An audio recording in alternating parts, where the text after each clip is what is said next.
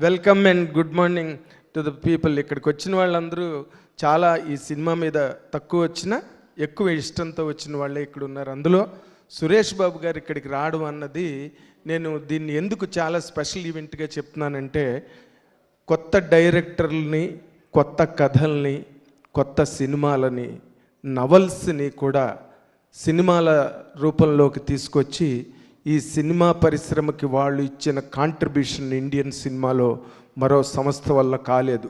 Indian film industry టోటల్గా కూడా Suresh productions అన్నది it is a national monument. వాళ్ళు కొత్త డైరెక్టర్లకు ఛాన్సులు ఇచ్చారు, కొత్త కథలకు ఛాన్సులు ఇచ్చారు, ల్యాండ్ మార్క్స్ తీశారు. జీవన తరంగాల సినిమా అనేది చాలా పెద్ద హిట్. డైరెక్టర్ పేరు ఎవరైనా ఇక్కడ సడన్గా చెప్పగలిగితే మంచి ప్రైజ్ ఇస్తాను నేను. ఎవరో తెలియదు ఆ డైరెక్టర్, కానీ జీవన తరంగాలు లాంటి హిట్ ఇచ్చారు. బ్రహ్మాండమైన సినిమాలు. ఎంతమంది డైరెక్టర్లకి, అనామకుల డైరెక్టర్లను తీసుకొచ్చి ప్రముఖుల్ని చేశారు ఈ సినిమా పరిశ్రమలో. అలాంటి ఒక గొప్ప ఇల్లస్ట్రియస్ మాన్యుమెంటల్ ప్రొడక్షన్ నుంచి సురేష్ బాబు గారి ఈ కార్యక్రమానికి రావడం అన్నది ఈ కార్యక్రమానికి చేసిన తొలి సన్మానంగా నేను భావిస్తున్నా. అండ్ ఈరోజు కూడా వాళ్ళు నిర్మాణాన్ని ఒక యాంగిల్లో ఆపినప్పటికీ కూడా కొత్త దర్శకులని, కొత్త నిర్మాతలని వెన్నంటి ఉండి వాళ్ళని ముందుకు నడిపించి వాళ్ళకున్న పలుకుబడితో ఆ సినిమాకి చాలా పాపులారిటీ పట్టుకొస్తున్నారు. ఆ సినిమాలు కూడా బాగా ఆడుతున్నాయి ఇప్పుడు ఈ రోజున. ఈ సందర్భంగా ఈ రోజున ఈషా పెట్టింది సక్సెస్ బియాండ్ నాయిస్ అని పెట్టారు. No success is beyond noise.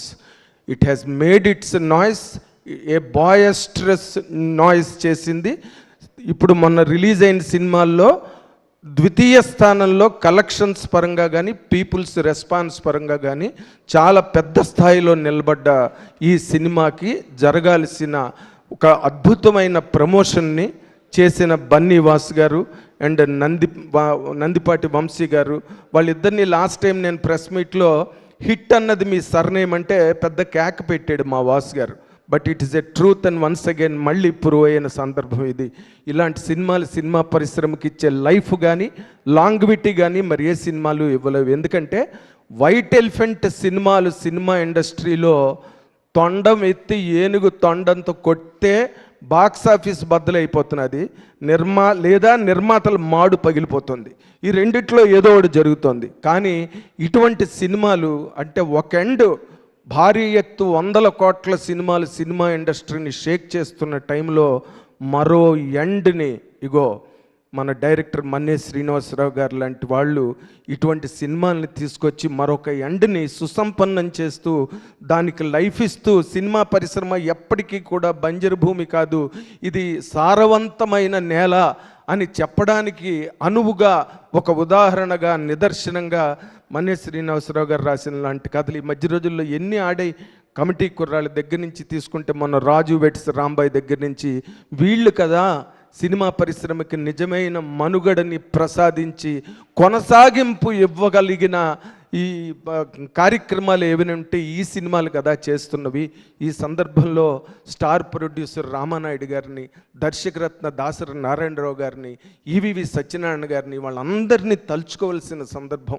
ఎన్ని సినిమాలు, చిన్న సినిమాలు తీశారు, ఎన్ని చిన్న సినిమాలతో ఘన విజయాల్ని, ధన విజయాల్ని సాధించారు అంటే 100% వాళ్ళని మించిన వాళ్ళు ఇండియన్ సినిమాలోనే ఉంటారంటే నేనైతే ఆశ్చర్యపోతాను. ఇలాంటి సందర్భంలో వాసు గారు కానీ, నందిపాటి వంశీ కానీ చేస్తున్న కృషిని నేను ఒక సీనియర్ జర్నలిస్ట్గా, ఎందుకంటే నా కళ్ళు ఎదురుగుండా ఎంతమంది ఎన్ని కష్టాలు పడుతున్నారో సినిమా కథలు ఓకే అవ్వక. ఎందుకంటే 7 ఏళ్ళు పట్టుకుని తిరిగాడు కార్తీక్ దండు విరూపాక్ష కథ పట్టుకుని, కానీ ఎవరికీ నచ్చలేదు, ఎవరూ చేయలేదు. అంటే వీళ్ళ జడ్జిమెంట్ తప్ప, వాళ్ళ జడ్జిమెంట్ తప్ప అదే సినిమా 100 కోట్లు కలెక్ట్ చేసింది.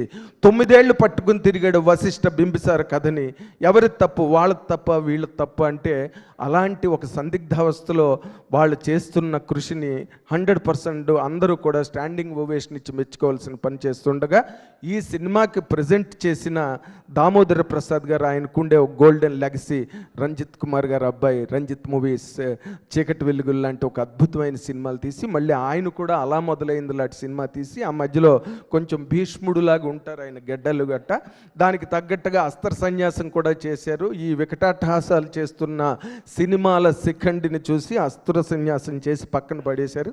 ఇప్పుడు మళ్ళీ ఈ సినిమా ఈషాతో మళ్ళీ బయటకు వచ్చారు కాబట్టి ఆయన కూడా ఇంకా సినిమాలు చేయాలని కోరుకుంటూ, ఇలాంటి సినిమాలే సినిమా పరిశ్రమకి మనుగడనిచ్చేది. అండ్ మీ అందరూ కూడా కొత్త డైరెక్టర్ని, కొత్త కథల్ని ఎంకరేజ్ చేయండి. 75% బాగున్నప్పటికీ కూడా వాళ్ళని ఎంకరేజ్ చేసి రచయితల సపోర్ట్నిచ్చి వాళ్ళ ద్వారా మంచి సినిమాలు వచ్చే అవకాశాల ద్వారాలను తెరవమని చెప్పి సింహద్వారాలని నేను కోరుకుంటున్నా.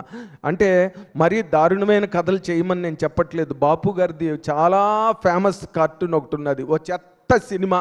ఆ రోజుల్లో ప్రతి సినిమా చూసే రోజుల్లో ఏ సినిమా వచ్చినా థియేటర్లోకి వెళ్ళి కూర్చుని చూసే రోజుల్లో ఒక సినిమా వచ్చింది. ఆ సినిమా అతి దారుణంగా ఉన్నదని చెప్పడానికి బాపు గారు ఒక కార్టూన్ వేశారు. లాస్ట్లో శుభం అని షాట్ వేసే చోట వాడెవడో ఆర్టిస్టు బసు అని రాశాడు. అంటే ఆఖరిని టైటిల్ కార్డు కూడా రాయలేనంత పరమ నీచ స్థితిలో వచ్చిన సినిమాల గురించి, అటువంటి కథల గురించి నేను చెప్పట్లేదు. కానీ ఈ రోజున కొత్త డైరెక్టర్లు నిజంగా మన్య శ్రీనివాసరావు గారు చెప్పిన కథ మీరు దామోదర్ ప్రసాద్ గారు అండ్ మా వెంకట్ గారు అలాంటి వాళ్ళు కాబట్టి భుజాలకు ఎత్తుకున్నారు. కానీ ఇంకోళ్ళు అయితే మీ కథ ఒప్పుకుంటారండి? నిజాయితీగా చెప్పండి. ఇది ఆత్మల కథ కాదు, రెగ్యులర్ ప్యాటర్న్ను చూసి భయపడడం, షాక్ అవ్వడం, దెయ్యం, భూతం ఇవన్నీ రెగ్యులర్గా ఉన్నప్పటికీ మీరు ఎక్కడ రియల్ షాక్ ఇచ్చారంటే క్లైమాక్స్లో ఇచ్చారు. మీ దమ్మంతా క్లైమాక్స్లో ఉంది. మీ తాలూకా సృజనాత్మక శక్తి, సృజనాత్మక నైపుణ్యం అవన్నీ కూడా క్లైమాక్స్లో ఉన్నాయి. కాబట్టే ఈరోజు సినిమా ఇంత కాంపిటీషన్లో కూడా నిలబడి ఈ రోజున ఇంత పెద్ద సక్సెస్ సాధించింది. పెట్ట కొంచెము కూత ఘనము అన్నట్టుగా ఈ రోజున ఈ సినిమా ఇంత సక్సెస్ సాధించిందంటే అంటే మేము నార్మల్గా ఇలాంటి ఫంక్షన్కి వచ్చినప్పుడు అబద్ధాలు చెప్పవలసి వస్తుంటుంది, తప్పదు. బాగున్న సినిమా బాగులేదని, బాగున్న సినిమా ఇంకా బాగుందని, మామూలుగా 3 చక్రాల బండి సినిమా అయినా బెనహార్ అని ఇలాంటి సినిమా మాటలు చెప్తుంటాం. కానీ ఇలాంటి సభలకు వచ్చినప్పుడు మాత్రం ఎంతో హాయిగా నోటుకొచ్చిన మాట ప్రతి మాట పాజిటివ్గా మాట్లాడగలిగే ఒక అవకాశాన్ని, ఒక వేదికని మీడియాకి కూడా మీలాంటి దర్శకులు, అగో మా వెంకట్, దామోదర్ ప్రసాద్ గారు లాంటి నిర్మాతలు మాకు అందిస్తున్నందుకు మీడియా తరఫున మీ అందరికీ ముందు నేను థ్యాంక్స్ చెప్పుకుంటున్నా. Thank you very much. Thank you అండి. లాస్ట్ మీరు అబద్ధం చెప్పిన వేదిక ఏది? ఒక్క నిమిషం, నాగేంద్ర కుమార్ గారు. సరే అది నేను మీరు చెప్పలేం, కానీ 2025 ఎండ్ అయిపోతుంది కదా, ఇది భయపెట్టే సినిమా. ఈ ఇయర్లో మీరు భయపడిన సందర్భం ఏమన్నా ఉందా? అదొకటి షేర్ చేసుకొని.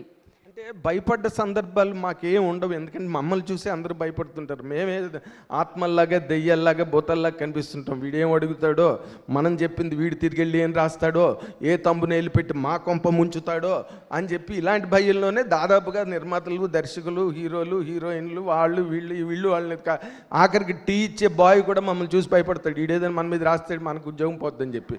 కాబట్టి మేము ఎవరిని చూసి భయపడడం కానీ, కొన్ని సినిమాలు చూసినప్పుడు అవి హారర్ సినిమాలు కానక్కర్లేదు, కానీ ఆ సినిమాలు చూసినప్పుడు విచారం అయిపోయి మనసంతా దుఃఖభాజనం అయిపోతుంది. ఎందుకంటే మా ఉద్యోగం వెళ్ళి ఆఫీస్కి వెళ్ళి రివ్యూ చెప్పాలి.